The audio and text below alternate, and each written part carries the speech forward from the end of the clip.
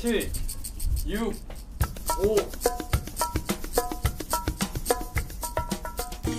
안녕하세요. 미래가 보이는 라디오 진행자 송문희입니다. 벌써 입동이 지났는데요. 바람이 제법 쌀쌀합니다. 서울에 첫눈이 내렸다고 하는데요. 보셨나요? 못 봤습니다. 내년에 보이지 않는 첫눈을 무료로 한다. 네. 편한 논리네. 추운 겨울을 이겨내 따뜻한 진심을 시청자분들께 전해드릴 수 있도록 저희 김동영과 미래가 보이는 라디오 오늘도 힘차게 시작해 보겠습니다. 후보님 안녕하세요. 네, 안녕하십니까. 네. 2호 공약을 9일날 발표하셨는데요. 2호 공약 제목이 5개의 서울 만들기 국가 균형 발전입니다. 후보님과 함께 이 공약에 대한 궁금증을 하나하나 풀어가겠습니다. 2호 공약에 대한 간단한 설명을 드리자면요. 지금 우리나라의 수도권 집중 형성이 굉장히 문제가 되고 있다고 합니다. 전체 인구의 50.24%가 수도권에 거주하고 있는데요. 참고로 수도권이 우리나라 면적의 몇 프로일까요? 12%밖에 안 됩니다. 그런데 이렇게 많이 몰려있다는 거죠. 대학생들, 청년들, 그리고 일자리 많이 몰려들다 보니 주거비 높죠. 교육비 많이 들죠. 생활비 높죠. 굉장히 짐이 되고 있습니다. 그런데 반면 지방은 점점 지금 쇠퇴해 가면서 지방 소멸이다, 지방 위기다 이런 얘기 많이 하는데요. 이때 바로 국가 균형 발전에 대해서 아주 좋은 비전을 제시한 후보님입니다. 이 공약에 대해서 긍정적인 의견이 아주 좋습니다. 지금 많은데요. 균형 발전에 대해서 정확한 비전을 제시한 사람이 처음이다. 처음인가요? 혁신적이고 구체적이라 좋다. 그리고 포퓰리즘이 아니라 진짜 우리나라 미래를 위하는 거다. 이런 긍정적인 이유가 많은데요. 2호 공약에 대해서 후보님 간단하게 한번 설명해 주시겠어요? 네, 말씀 주신 것처럼 국가 균형 발전을 해야 될 필요성은 다 공감하실 겁니다. 그동안의 모든 정보가 해왔습니다. 핵심은 행정기능 이전과 공공기관 이전이 그동안 정부에서 해온 국가균형 발전 계획의 핵심입니다. 다 실패했죠.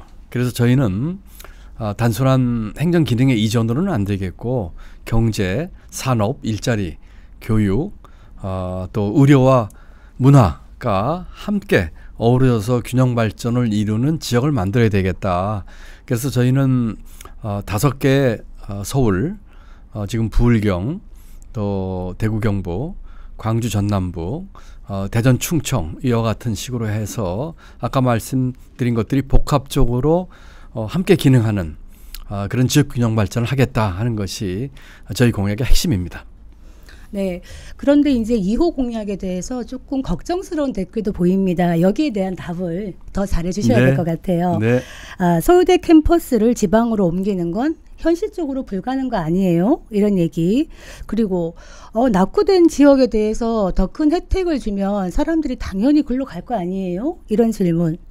또 하나 질문은 왜 강원도, 제주도는 빠진 걸까요? 하는 질문이 있었습니다. 네, 여기에 대한 질문에 대해서 어떻게 생각하십니까? 네. 아까 제가 경제, 산업, 일자리, 교육 또 의료와 문화 얘기를 했는데 간단한 문제가 아닙니다. 경제 같은 경우에 저는 충청권 이남으로 이전하는 기업에 대해서 법인세 감면 혜택의 확대, 또 기업들이 가장 아파하는 것 중에 하나가 상속세와 증여세입니다.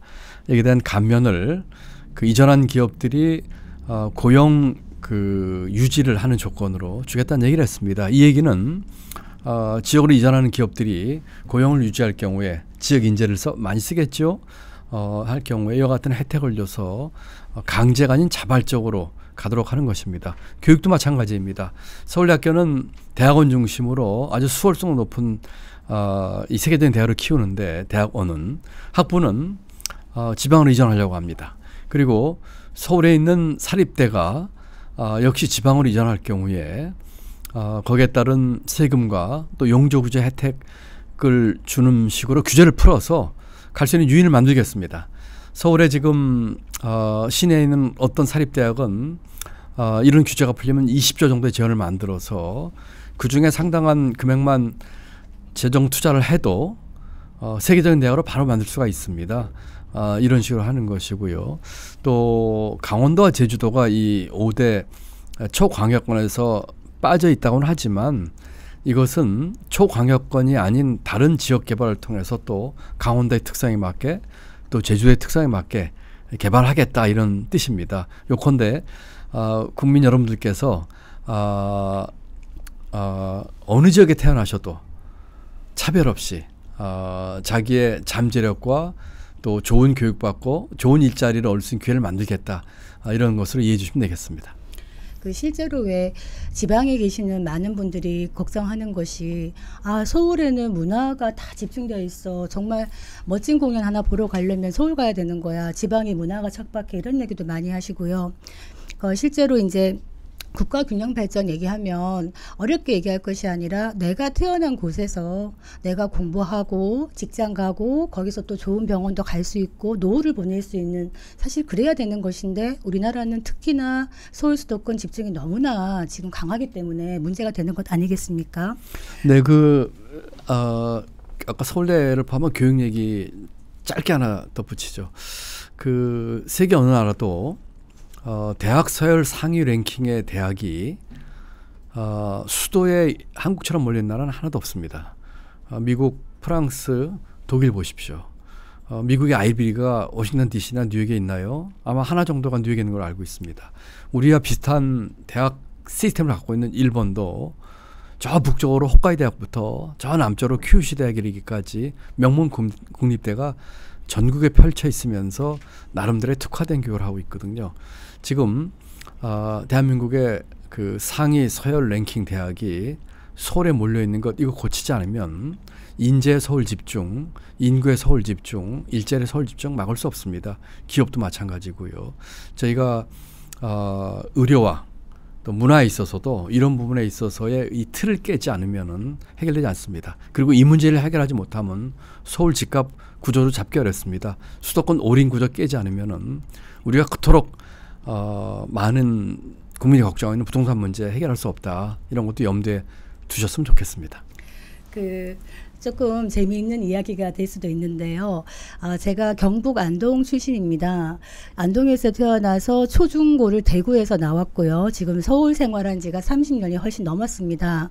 그런데 재미있는 것이 제가 대학교 1학년 때 이제 처음 서울 왔는데 1학년 여름방학 때 친구한테 나 이제 대구 간다 집에 간다 이랬더니 그 친구가 서울 친구였어요. 뭐라고 말하냐면 어머 너 저기 시골 가는구나 이렇게 말을 했어요. 그러니까 이게 아주 옛날 이야기인데 지금도 어떻게 보면은 서울과 그 나머지 지역은 다 이렇게 시골 내지는 지방이라는 사실 인식이 있는 것 같아요. 안동에 저도 금년에도 갔었고요. 아주 제가 좋아하는 곳이고요. 갈 때마다 제가 강연도 하고 또 지난번에 가서는 종택에 가서 종선도 만났었고요. 갈 때마다 많은 걸 배우는 것입니다. 뭐 안동뿐이겠습니까? 제가 어제는 순천, 광양, 여수 갔다 왔고요. 가는 곳마다 너무나 정겹고 좋습니다. 그런데 한결같이 인구 빠져나가는 거 걱정, 지역경제 걱정, 또 우리 지역에서 인재들이 충분히 만들어지거나 일자리 소화하지 못하는 걱정들을 하고 계시거든요. 각각의 지역의 특성에 맞게끔 기업도 가고 또 좋은 교육기관도 가고 거기에서 또 이 문화나 또 의료 혜택도 받을 수 있게끔 하는 이런 종합적인 대책을 하지 않으면은 멀지 않아서 대한민국이 정말 구조적인 커다란 더 큰 문제에 봉착하게 될 것입니다. 이번에 저희 2호 공약이 이걸 깨기 위한 것입니다. 이제까지 어떤 대통령 후보도 이번이나 그전에 어떤 대통령 선거에서도 이렇게 종합적이고 구체적인 국가균형 발전 계획을 내지 못했을 겁니다. 제가 34년 공직을 하면서 느꼈던 이 문제 해결에 대한 고민과 또 여러 가지 토론을 이렇게 농축해서 만든 2호 공약이다 이렇게 이해해 주시면 감사하겠습니다. 정말 이렇게 촘촘하고 이렇게 구체적인 국가 균형 발전 공약 여러분들 많이 좀 주변에 알려주시고요. 적극 응원해 주시기 바랍니다. 후보님이 바라보는 나라, 기득권의 나라에서 기회의 나라로 이런 공약들을 통해서 우리가 이런 나라를 함께 만들어 봤으면 좋겠습니다. 이렇게 1부는 2호 공약에 대해서 이야기 나눴는데요. 잠시 후 2부에서는 또 다른 색다른 코너가 기다리고 있겠습니다. 잠시 기다려 주세요. 2부 진행하겠고요. 이제 시작해 주시면 됩니다. 그동안 보이는 라디오의 시민 마이크를 통해서 서울에 계신 시민 여러분들과 만나봤는데요. 지방에 있어서 나도 나가고 싶은데 못 오시는 분들 계시잖아요. 이제 우리나라 전국에 계신 다양한 분들과 함께 소통할 수 있는 시간을 가져보려고 합니다. 바로 새 물결 콜센터라는 코너인데요. 매주 다른 지역에 계신 시민분들과 전화 연결 통해서 한번 소통을 해보겠습니다. 오늘은 밀양에 계신 안명희 님과 전화가 연결되었다는데요. 한번 인사드려 볼까요? 안녕하세요. 안녕하십니까. 자기소개 한번 먼저 해주시겠습니까? 예, 저는 밀양에 사는 60대 그냥 농민입니다.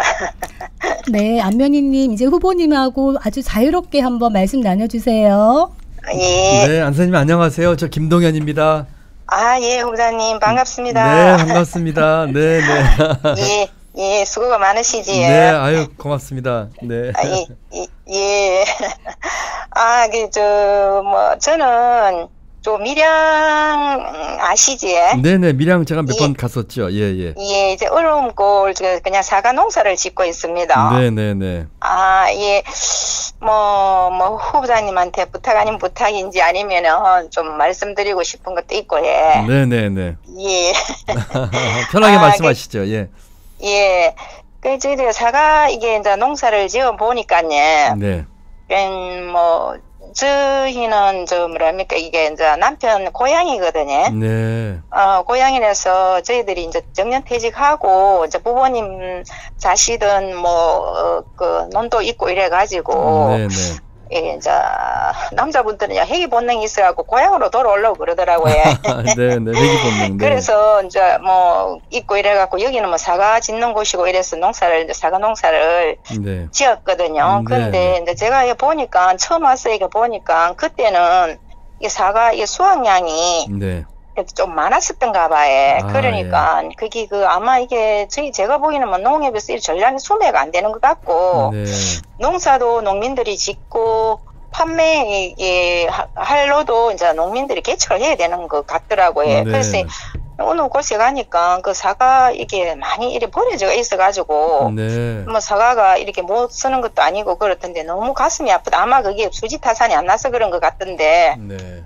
되게 가슴이 많이 아팠어요. 제가 이제 농사를 지어 보니까 네. 저희들이 이제 이 농사를 지으면 짓는 거는 또 열심히 하면 되는데 이 판로 문제가 조금 그러더라고. 이게 농협에서 제가 알기로는 어떤 곳에서는 그 전량이 이렇게 소매를 한다는 곳도 있다던데. 네. 어떤 식으로든 다 받아주면은 네. 농사 짓는 좀 애로운 사항이 없을 건데. 네. 이게 이제 농사를 짓다 보니까 맞아요. 이게 농사도 지어야 되고 또 판매도 저희들이 개척을 해야 되고 이런 문제가 있더라고요. 그래서 이렇게 전량 사과 이게 수매를 해주는 방향이 어떻게 모색이 되었으면 좋겠나 싶어서. 네, 알겠습니다. 예. 안 선생님 감사하고요. 저도 밀양에 매년 한 번 정도씩 가면서 그 얼음골 사과 얘기도 듣고 가는데 그 얼음골 사과는 워낙에 유명한 사과여서 이 판로에 별 애로가 없을 줄 알았는데 또 말씀 듣고 보니까 또 그런 점이 있었네요. 네네. 잘 알겠습니다. 그 쌀 같은 경우에 이제 수매 제도가 있어가지고 농민들이 이제 여러 가지 방법이 있는데 농협에서 우리 사과 농사 짓는 분들의 그 작물을 전량 수매한다든지 하는 방법에 대해서 어떤 식으로 하는 게 좋을지 같이 고민을 해보겠습니다. 또 이제 사과뿐만 아니라 다른 이제 작물들은 이제 그런 마찬가지인 경우가 많고요. 특히 이제 곡물 같은 경우에 우리 곡물 자급률이 21%밖에 안 되는 문제가 있거든요. 네. 또 제가 사과 농사에 관심이 있어가지고 보니까 우리 감사합니다. 제가 우리 국민이 1인당 1년에 사과를 13개씩 먹는답니다. 평균적으로요. 그래서 제가 처음 알은 사실. 제가 다른 곳 경북 예천에서 이 얘기를 하면서 어떻게 하면은 우리 국민이 한 사람이 2개씩만 더 먹게 하면 1인당 15개를 먹는 거죠. 그러면 예. 쉽게 말하면 한 15% 이상 뭐 20% 정도의 이제 그 사과 소비량을 늘리는 건데 그런 방법이 있을까 하는 또 고민을 하고 있었는데 오늘 또 전량 수매에 대한 말씀을 주시니까 저희도 그 문제를 같이 이 공약을 만들면서 고민해 보도록 하겠습니다, 안 선생님. 네. 예, 네. 예. 네, 예. 그러고 저희들 여기 네. 제가 저 밀양에 저기 네. 저 뭐 방송이 많이 나오던데 그 네. 인구가 자꾸 감소되니까 그렇죠. 예. 이게 없어지는 도시로 이렇게 자꾸 요즘은 가끔씩 이렇게 거기 되더라고요. 네, 네. 올라오더라고요. 그러니까 저희들은 또 이렇게 이제 또 시골 온 상태고 이러니까 네. 좀 뭐 불안 아닌 불안한 마음이 그렇죠. 들기도 해. 네. 저희들은 또 나이도 있고 네, 제가 네. 좀 60을 넘어갔으니까 네, 네. 너무 걱정이 되는데 네. 뭐 이게 이제 아마 인구 감소가 뭐 전반적인 뭐 이렇게 들어온 그게 없으니까 인구를 흡수할 수 있는 조건이 안 되니까 안 그렇겠습니까? 네, 네, 네. 저희 저 밀양에 나노 그 산업단지라고 지금 네. 조성이 지금 되고 있는 걸로 알고 있거든요. 네, 네, 네. 근데 뭐 듣기로는 그게 뭐 유치가 좀 아직 좀 미미한 그렇군요. 상태라고 그러더라고요. 네, 그래서 그게 지금 뭐 국가 지금 뭐 그거를 들여가지고 국비를 많이 들여가지고 그게 지금 뭐 크게 지금 그 공단이 그 조성은 지금 거기 다 돼가 있는 것 같던데. 네, 네. 유치가 어렵군요. 예, 유치 관계 그런 게 좀 활성화가 되면은 네, 네. 알겠습니다. 예, 자연적으로 좀 인구 문제 이런 게 네, 네, 네. 또 되면은 그게 좀 뭐 없어지는 도시 자꾸 이 동촌이 요즘은 자꾸 없어지는 그렇죠. 없어지는 도시를 자꾸 예. 이렇게 하니까 맞습니다. 좀 예. 예, 잘 알겠습니다.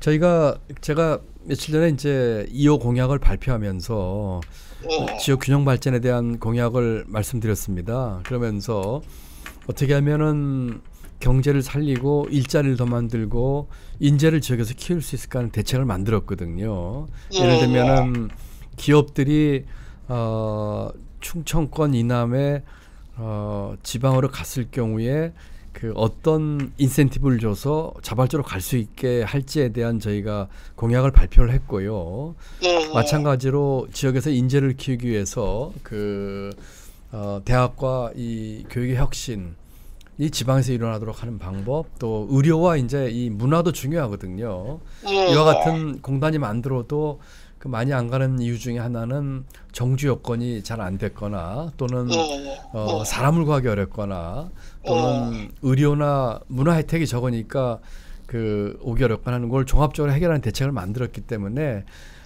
저희가 그 공약을 잘 추진하면 좋은 그 효과가 있을 거라고 생각을 하고요. 또 그렇게 하도록 저희가 최대한 노력을 하겠습니다, 안 선생님. 아이고, 기대하겠습니다.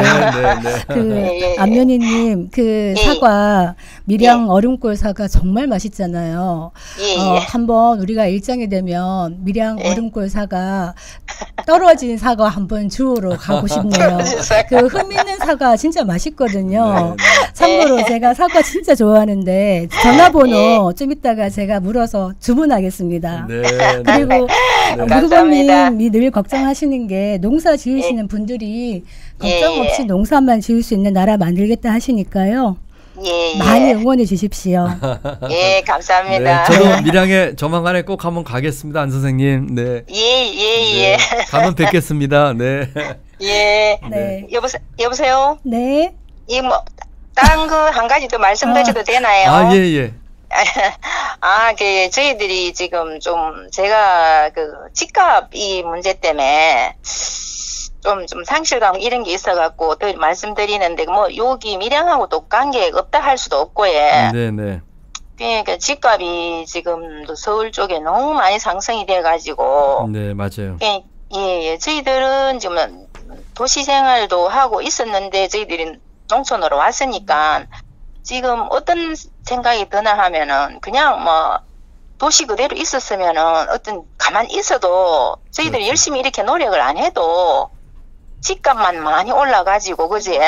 그렇죠. 어떤 면으로 너무 그렇게 저희들은 정말 열심히 살고 있는데도 너무 집값이 많이 올라가니까 저희들은 상관없지만은 뭐 저희 그 자녀들 저희 애들 저희 애들도 지금 서울에 있으니까 네네. 그 지금 뭐 2, 3년 전에는 솔직히 그냥 집을 어떻게 작은 거라도 하나 마련해 줄까 하고 이제 준비를 했었거든요. 네네. 근데 갑자기 하루 아침에 이렇게 할 수 있을 정도로 집값이 막 기하급수적으로 저렇게 그렇죠. 뛰어버리니까 네.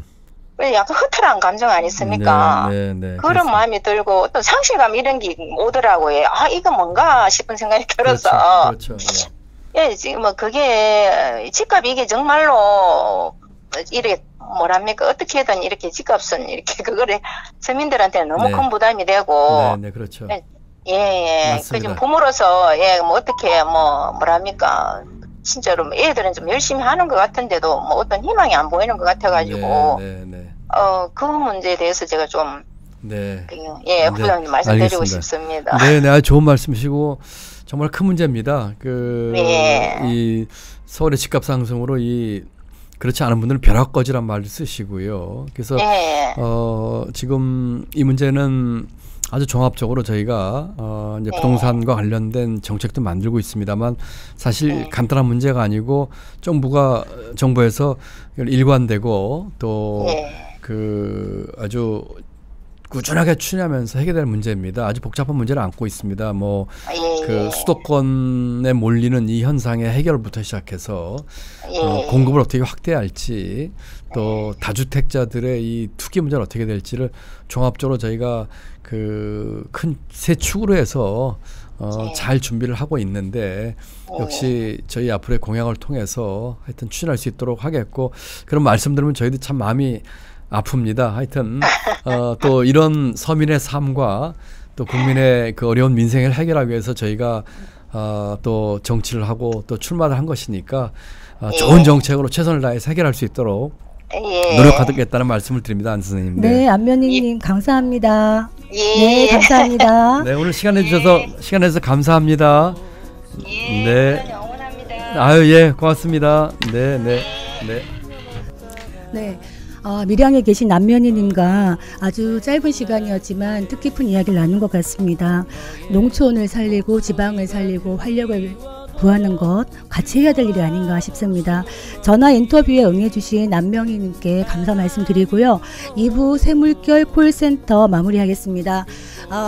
후보님과 소통하고 싶으신 분 전화기 눌러주시고요. 전국의 모든 시민분들과 소통하는 그날까지 계속됩니다. 다음 주에 뵙겠습니다. 네, 감사합니다. 감사합니다. 네.